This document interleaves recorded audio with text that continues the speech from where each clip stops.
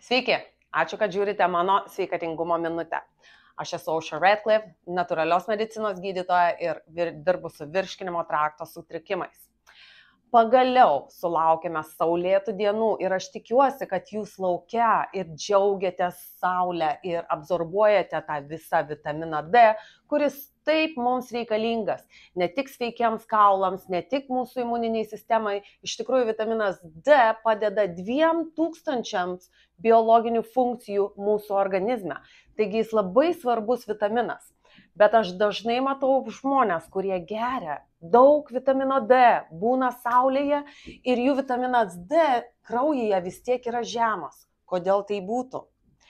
Pagalvokite apie tai, vitaminas D tai yra riebalinis vitaminas.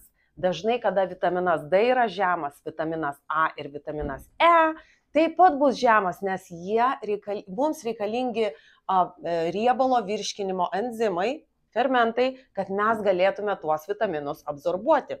Vitaminas B ir C yra vandeninis vitaminas. Mes niekada jo neperdauginsime, tai yra lengva jį atstatyti. Mes geriame, kas nereikalinga, išeina su šlapimu.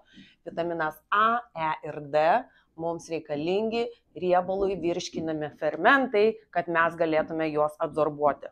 Bet jeigu jums trūksta jų, jūsų vitaminas D niekada nepakils. Na ir žinoma, čia aš galiu jums padėti.